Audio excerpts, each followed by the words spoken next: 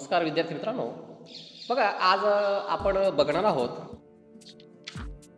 ती म्हणजे कल्पना विस्तार कसा करायचा. बघा मागच्या तासाला आपण बघितलं की आत्मकथन हा जो निबंधाचा प्रकार आपण मागच्या तासाला बघितला, या आत्मकथनामध्ये कल्पना विस्तार हा अतिशय महत्त्वाचा घटक आहे. आज आपण स्पेशल कल्पना विस्तार म्हणजे काय ते बघणार आहोत. पण त्याच्या आधी थोडंसं आपण रिव्हिजन बघूया की आपलं जे आत्मकथनाचा नमुना आपण काल बघितला होता त्यानुसार की जर आपण पक्षी झालो, मी पक्षी झालो तर असं आत्मकथन तुम्हाला लिहायचं आहे. मी तुम्हाला मागच्या तासाला सांगितलं की मी बाक झालो तर, किंवा तो बाक तुमच्या वर्गाचा जो बेंच आहे, बाक आहे, तो तुमच्याशी बोलतोय तर तुम्ही कशी कल्पना कराल. आता मी असा प्रश्न तुम्हाला विचारला मागच्या तासिकेला, आणि नंतर मग तुमच्या मनामध्ये विचार आला की मी हा आपल्या वर्गातला, आपण नेहमी आपल्या परिचयाचा हा जो बाक आहे, हा जो बेंच आहे, हा बेंच, हा बाक आपल्याशी जर बोलायला लागला तर कसं होईल. मग तुम्ही मनामध्ये कल्पना करता की हा बेंच आता आपल्याशी बोलतोय, हा बाक आपल्याशी बोलतोय, तर काय काय आपल्याशी बोलेल. त्या बाकाच्या मनामध्ये कोणकोणत्या गोष्टी असतील, त्या बाकाला काय केल्यानंतर त्याला आनंद वाटत असेल, आपण बाकावर बसल्यानंतर आपण बाकावर त्या बेंचवर काय काय रिकामी कामं करतो त्यावेळेस त्या बाकाला काय वाटत असेल. म्हणजे त्या बाकाची सुख दुःखे, त्या बेंचची भावना ही आपण समजून घेतो. मग ही कशाच्याद्वारे समजून घेतो आपण, तर आपण कल्पना करतो. बघा आपण स्वतः बाक आहोत आणि बाकाला काय वाटतं याची जेव्हा आपण कल्पना करतो त्यावेळेस आपल्यामध्ये ही कल्पना शक्ती निर्माण होते. मग ही जी कल्पना शक्ती आहे, ही कल्पना शक्तीचा आपण चांगला जर वापर केला तर आपला हा जो आजचा मुद्दा आहे कल्पना विस्तार कसा करायचा, तर हा प्रश्न तुमच्या कृतीपत्रिकेमध्ये इतका सोपा आहे की तुम्ही कल्पना करायची पण ती सुसंगत हवी, विषयाला धरून हवी.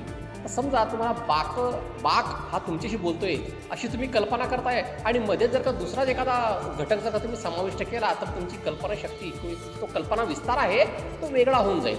म्हणून ज्या संकल्पनेशी जे तुम्हाला सांगितलं आहे त्याच्याचबद्दल आपल्याला कल्पना विस्तार करायचा आहे. आता कल्पना विस्तार करायचा म्हणजे काय, तर आपल्याला काय वाटतं अशी कल्पना करायची. ती वस्तू आपल्याशी बोलते, त्या वस्तूची सुखदुःख काय आहेत, त्या वस्तूचे उपयोग काय आहेत, हे सगळं आपल्याला त्या कल्पना विस्तारामध्ये लिहायचं आहे.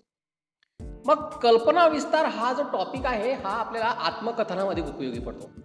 बघा आपण आत्मकथन मागच्या तासिकेला बघितले की आत्मकथन लिहत असताना आपल्याला कल्पना विस्तार हा मुद्द्याचा आधार घ्यावा लागतो.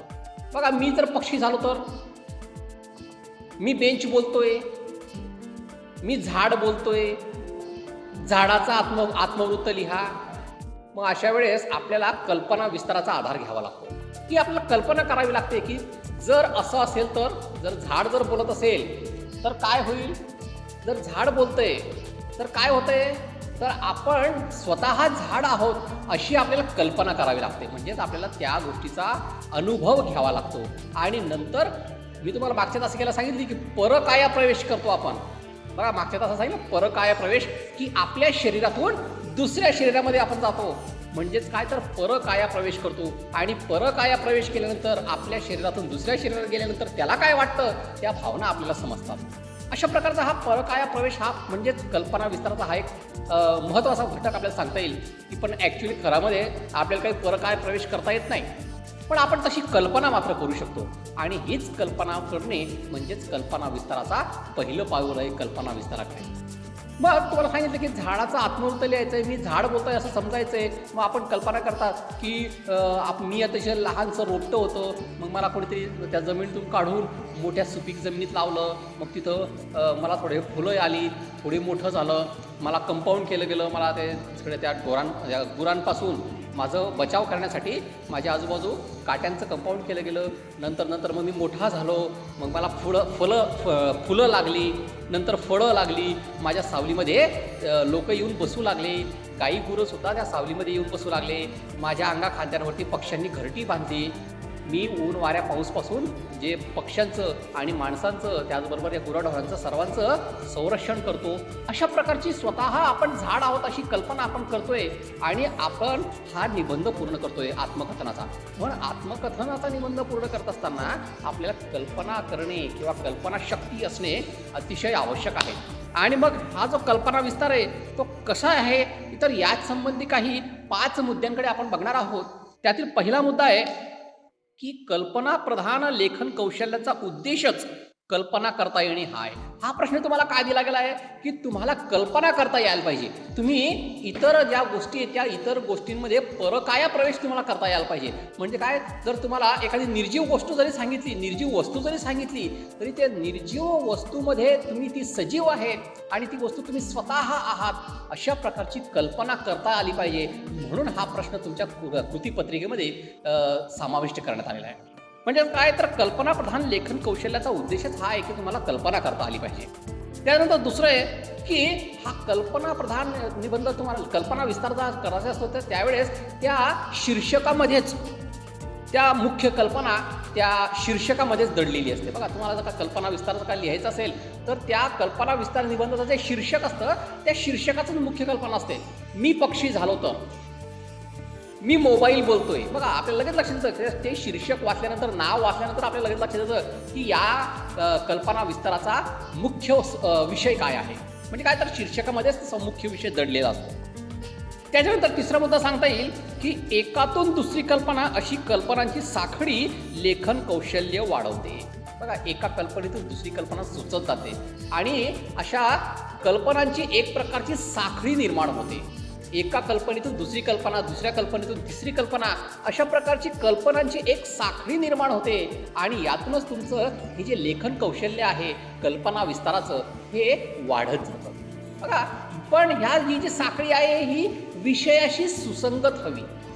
नाहीतर एक कल्पना ही दुसरी कल्पना ती तशी चालणार नाही. तर एका कल्पनेला धरून त्या संबंधीची जी सुसंगत साखळी आहे अशीच पुढची कल्पना तुम्हाला तिथं योजावी लागेल आणि अशा प्रकारे या कल्पनांची साखळी निर्माण झाल्यानंतर तुम्हाला हा कल्पना विस्तार हा जो प्रकार आहे तो लिहिता येईल.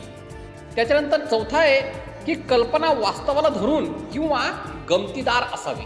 बघा, एखादी कल्पना जर का तुम्हाला करायची आहे तर ती वास्तवाला धरून हवी पण गमतीदार सुद्धा हवी. अशा प्रकारची कल्पना तुम्हाला करता यायला पाहिजे जेणेकरून तुमची कल्पना विस्तार, तुमची कल्पना करण्याची जी शक्ती आहे ती वाढेल. तुम्ही चांगल्या प्रकारे कल्पना विस्तार करू शकाल. वास्तवाशी धरूनही पाहिजे आणि गमतीदारही पाहिजे. बघा, आता मी तुम्हाला तेच पुन्हा तेच उदाहरण सांगतोय, मला पंख असते तर, किंवा मी जर का पक्षी असतो तर. बघा, गमतीदार कल्पना आहे पण वास्तवाला धरून सुद्धा आहे. का, की आपल्याला पक्क पंख नाही आहेत, पण जर असते तर आपण मग कल्पना करतो की जर मला पंख असते तर मी असं केलं असतं, या गावाला गेलो असतो, मला पासपोर्ट लागला असता, मला व्हिसा लागला असता, मग मी मला पटेल तिथे उडत गेलो असतो. म्हणजे काय, तर आपण कल्पना केली आणि वेगवेगळ्या प्रकारच्या गमतीदार प्रसंगाचं लेखन आपण तिथं केलं. अशा प्रकारे या कल्पना विस्तारामध्ये जे लेखन असतं ते वास्तववादी असतं, वास्तवाला धरून असतं, पण त्याचबरोबर ते गमतीदार सुद्धा असतं. मग शेवटी त्यांनी खंत व्यक्त केली होती की माझा संवाद थांबेल. जर मी पक्षी झालो तर मी इतरांशी गप्पा मारू शकणार नाही, बोलू शकणार नाही. ही खंत सुद्धा त्यांनी व्यक्त केली पक्षाने. म्हणजे काय, तर तुमचा कल्पना विस्तार हा जो प्रकार आहे तो तुम्ही चांगल्या प्रकारे आत्मसात केला असा त्याचा अर्थ होतो. आणि शेवटचं आहे की विषयासंबंधी सुचलेल्या कल्पनांचा विस्तार करावा. बघा, तुम्हाला एखादा विषय दिला जातो आणि त्याच विषयाला सुसंगत, त्याच विषयाला अनुसरून तुम्हाला कल्पना करायची असते. तुम्हाला जर सांगितलं की मी पक्षी झालो तर, असं जर का असेल विषय, तुम्ही तिथं मी उंदीर झालो तर असं चालेल का? नाही. तर तुम्हाला पक्षाच्या संदर्भातच कल्पना मांडायची आहे. म्हणजे काय, विषयाशी सुसंगत अशी कल्पना तुम्हाला तिथं मांडायची आहे. अशा प्रकारे हा जो कल्पना विस्तार हा जो प्रकार आहे हा आज आपण बघितलेला आहे. तरी तुम्हाला आम्ही आज हे 5 मुद्दे पुन्हा एकदा सांगतो की कल्पना विस्तार करण्यासाठी लक्षात घेण्यात येणारे 5 प्रमुख असे मुद्दे आहेत. त्यातील पहिला मुद्दा आहे तो म्हणजे कल्पना प्रधान लेखन कौशल्यांचा उद्देशच हा कल्पना करता येणे हा असतो. ह्या लेखन प्रकारचा उद्देशच आहे की तुम्हाला चांगल्या प्रकारच्या कल्पना करता यायला पाहिजे. दुसरा मुद्दा आहे की मुख्य कल्पना निबंधाच्या शीर्षकामध्येच दडलेली असते. या कल्पना विस्ताराचा प्रश्न जो असतो त्या निबंधाचं जे शीर्षक असतं, जे नाव असतं निबंधाचं, त्यातच त्या कल्पना विस्तार निबंधाची मुख्य अशी कल्पना दडलेली असते. तिसरा मुद्दा सांगता येईल की एकातून दुसरी कल्पना अशी कल्पनांची साखळी या लेखन कौशल्याने वाढवता येते. एका कल्पनेतून दुसरी कल्पना, तिसऱ्या कल्पनेतून तिसरी कल्पना, अशा प्रकारे कल्पनांची एक साखळी निर्माण करता येते, पण ती विषयाला सुसंगत हवी. तर तेव्हा तुमचं हे कौशल्य, हे कल्पना विस्ताराचं लेखन कौशल्य तुमचं वाढवता येईल. त्याच्यानंतर चौथा मुद्दा सांगितला तो म्हणजे कल्पना वास्तवाला धरून किंवा गमतीदार असावी. बघा, तुम्हाला आता सांगितलं मी की जी तुम्ही कल्पना करणार आहे, जो विषय तुम्हाला दिला जाणार आहे तो वास्तवाला धरून हवा, पण त्याचबरोबर गमतीदारही हवा, जेणेकरून वाचणाऱ्याला एक प्रकारची उत्कंठा लागेल, त्यातून त्याला साहित्याचा एक आनंद मिळेल. अशा प्रकारे ती तुमची कल्पना वास्तवाला धरून त्याचबरोबर गमतीदारही हवी. आणि शेवटचं सांगितलं की विषयासंबंधी सुचवलेल्या कल्पनांचा विस्तार करा. तुम्हाला जो विषय दिला जातो कृतीपत्रिकेमध्ये त्याच विषयाच्या संदर्भामध्ये तुम्हाला ती कल्पना करायची असते. अशा 5 मुद्द्यांचा तुम्ही अभ्यास केला म्हणजे तुम्हाला कल्पना विस्तार हा निबंध लिहायला एकदम सोपा जातो. मग तुम्हाला मागच्या तासाला मी सांगितलं होतं की वर्गातील बाक तुमच्याशी बोलतोय अशी कल्पना करून त्या बाकाचं आत्मकथन लिहा. अशा प्रकारचा स्वाध्याय मी तुम्हाला काल दिला होता, तो तुम्ही तो लिहून माझ्या व्हॉट्सअप नंबरवर जरी टाकला तरी चालेल का, की तुम्ही स्वतः बाक आहात अशी कल्पना करायची आहे आणि मग सुरुवात करायची की हो मी बाक बोलतोय, मी बाक आहे. जेव्हा विद्यार्थी येऊन माझ्याजवळ बसतात, माझ्या अंगा खांद्यावरती खेळतात, त्यावेळेस मला खूप आनंद होतो. पण काही मुलं माझ्या अंगावरती काहीतरी लिहित बसतात, कर्कटकनी माझ्या अंगा खांद्यांवरती चिरा पाडतात, स्वतःचं नाव तिथं लिहितात, त्यावेळेस मला किती मोठी जखम होत असेल. काही विद्यार्थी माझा तबला म्हणून सुद्धा वापर करतात, माझ्या डोक्यावरती टपल्या मारतात, वेगवेगळ्या प्रकारचे संगीत निर्माण करण्याचा प्रयत्न करतात. अशा प्रकारे हा बाकाला काय काय वाटतं विद्यार्थ्यांविषयी हे सगळं तो बाक आपल्याला सांगतोय. अशा प्रकारची कल्पना आपण करायची आणि हा कल्पना विस्तार हा निबंध आपल्याला लिहायचा आहे. अशा प्रकारे आज आपण कल्पना विस्तार म्हणजे काय हे आपण बघितलेलं आहे. आणि त्यानंतर एक लहानसा मुद्दा मी तुम्हाला सांगणार आहे, पण तोपर्यंत आपण एक छोटासा ब्रेक घेऊया आणि इथंच थांबूया.